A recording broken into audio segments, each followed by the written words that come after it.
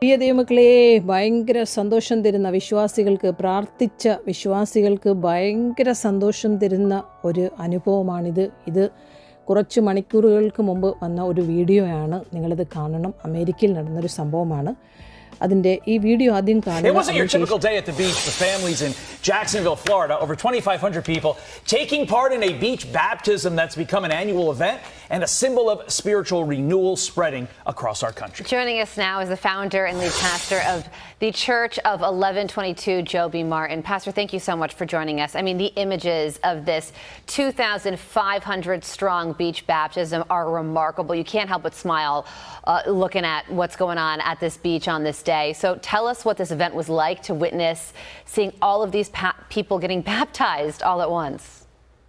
Yeah, it was incredible. And it's a lot different than the teen takeover of the beach, right? It's more like a Jesus takeover. And it's exciting. We do this every year. This is the biggest one we've ever done. Churches all over the world for the last 2,000 years have been baptizing people in the name of the Father, the Son, and the Holy Spirit, and we're just standing on their shoulders. And we also had about 14,000 folks from our congregation show up to cheer everybody on. You said this was your biggest one this year, broadening this out nationally.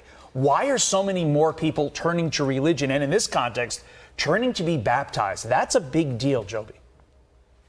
I mean, theologically speaking, we're just in a season where God's drawing people unto himself. I think, like I said, we're standing on the shoulders of faithful men and women who've been praying for revival. I think that's happened.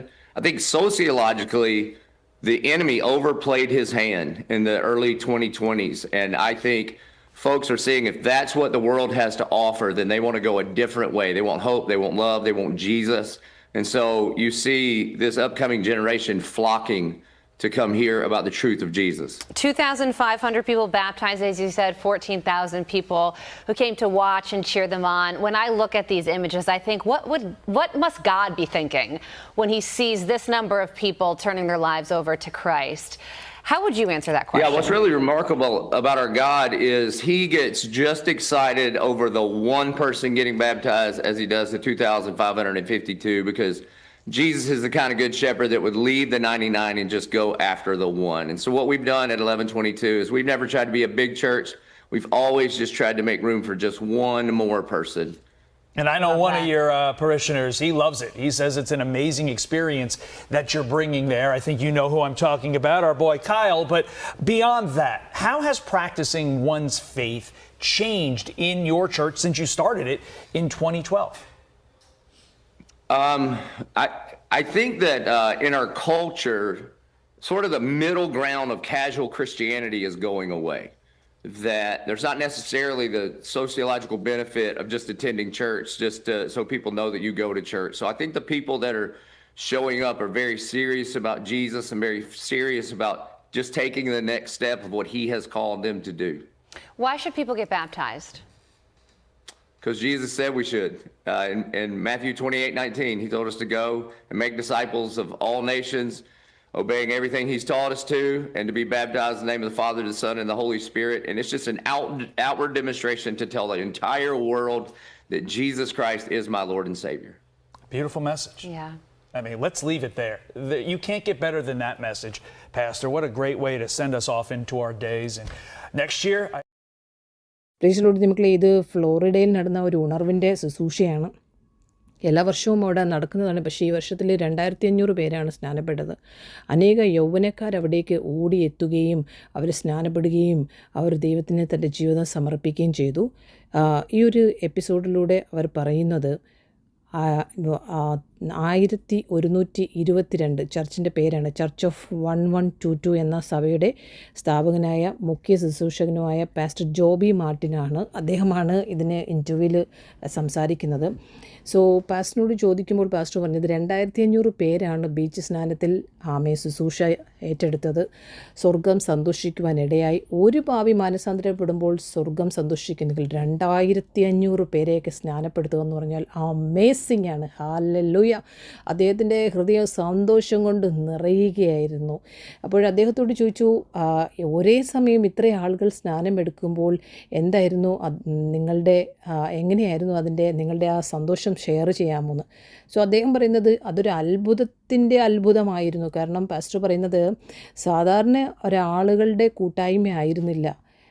യേശു കർത്താവ് എന്താ പറയുക, ഭയങ്കര എന്താ പറയുക, ദൈവസാന്നിധ്യം ഇറങ്ങി നിൽക്കുന്ന നമ്മൾ ഒരാൾ സ്നാനപ്പെടുമ്പോൾ നമ്മുടെ സന്തോഷമാണ്. ഈ 2500 പേരെ കാണുമ്പോൾ അദ്ദേഹത്തിൻ്റെ സന്തോഷം ഭയങ്കരമായിരുന്നു. ഇത് ഓരോ വർഷവും നടത്താറുള്ളതാണ്. എന്നാൽ അതിലൊക്കെ വെച്ച് ഏറ്റവും വലിയ കൂട്ടം ആളുകളാണ് ഈ വർഷം ഇവിടെ സ്നാനപ്പെടുവാനിടയായത്. അത് 14,000 പേര് കാണാൻ വരെ വന്നു. അപ്പോൾ ദൈവത്തിലേക്ക് എന്തുകൊണ്ടാണ് ഇത്രയും പേർ ഇപ്രാവശ്യം സ്നാനപ്പെടുവാൻ ഇടയായതെന്ന് ചോദിച്ചപ്പോൾ അദ്ദേഹം നൽകുന്ന മറുപടി ഇതാണ്: ആത്മീയമായി നോക്കുമ്പോൾ ദൈവം മനുഷ്യരെ തൻ്റെ അടുക്കിലേക്ക് ആകർഷിക്കുന്ന ഒരു കാലഘട്ടമാണിത്. ത്തിലാണ് നമ്മൾ ജീവിക്കുന്നത്. വർഷങ്ങളായി ഉണർവിനായി പ്രാർത്ഥിച്ച വിശ്വസ്തരായ ദൈവജനങ്ങളുടെ പ്രാർത്ഥനയ്ക്ക് ഇപ്പോൾ മറുപടി ലഭിക്കുന്നത് പോലെ തന്നെയാണ് സമൂഹപരമായി നമ്മൾ നോക്കുമ്പോൾ 2020കളുടെ തുടക്കത്തിൽ ലോകം നൽകിയ വാഗ്ദാനങ്ങൾ മനുഷ്യരെ തൃപ്തിപ്പെടുത്തിയില്ല. അതിനാൽ ആളുകൾ ഇപ്പോൾ പ്രത്യാശയും സ്നേഹവും യേശുവിനെ അന്വേഷിക്കുകയാണെന്ന്.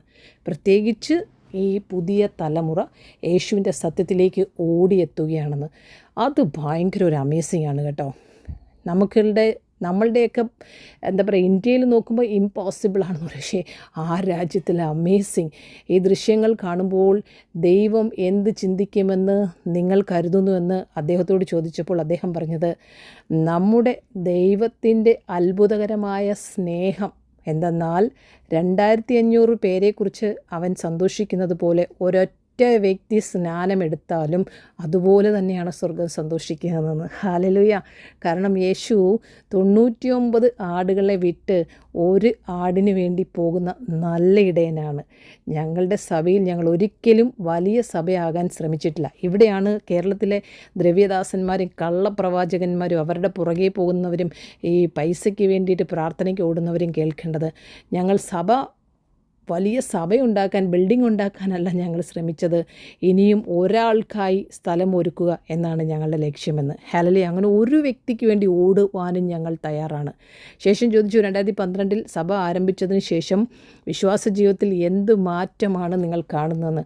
അദ്ദേഹം അതിന് മറുപടി നൽകിയത്, ഇന്ന് സാധാരണ ക്രിസ്തീയത എന്ന മധ്യസ്ഥ നില അപ്രത്യക്ഷമാക്കുകയാണ്. വെറും ആളുകൾക്ക് ഞാൻ സഭയിൽ പോകുന്നു എന്ന് കാണിക്കാനായി സഭയിൽ പോകുന്ന കാലം കഴിഞ്ഞെന്നാണ്.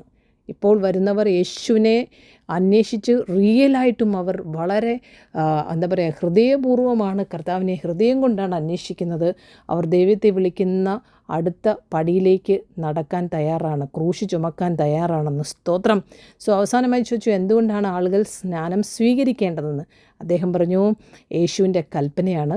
മത്തായി സുവിശേഷം 28-ാം അധ്യായത്തിൻ്റെ 19-ാം വാക്യത്തിൽ യേശു പറഞ്ഞു, സകല ജാതികളോടും പോയി സുവിശേഷം അറിയിക്കുവിൻ, വിശ്വസിക്കുന്നവരെ ശിഷ്യന്മാരാക്കുവിൻ, പിതാവിൻ്റെയും പുത്രൻ്റെയും പരിശുദ്ധാത്മാവിൻ്റെയും നാമത്തിൽ അവരെ സ്നാനപ്പെടുത്തുവിൻ. സ്നാനം എന്നത് ലോകത്തോട് തുറന്നു പറയുന്ന ഒരു സാക്ഷ്യമാണ്.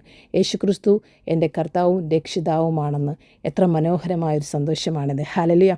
നമ്മുടെ ഇന്ത്യയിലും ഇതുപോലൊരു റിവൈവൽ നടന്നിരും. എല്ലാവരും ഷോ ഓഫ് ചെയ്യാനും എന്താണ് നിങ്ങൾ തന്നെ കാണുന്നുണ്ടല്ലോ ഈ ദിവസങ്ങളിൽ. ഇന്ത്യയിലും ഇത് സംഭവിക്കട്ടെ എന്ന് നമുക്ക് പ്രാർത്ഥിക്കാം. എന്തായാലും ഇത് എന്നെ ഒത്തിരി സന്തോഷിപ്പിച്ചു, നിങ്ങളെയും സന്തോഷിപ്പിച്ചു എന്ന് ഞാൻ വിശ്വസിക്കുന്നു. നമ്മുടെ ദൈവത്തിന് അസാധ്യമേ ഒന്നുമില്ല. God has A great plan about every one. Amen.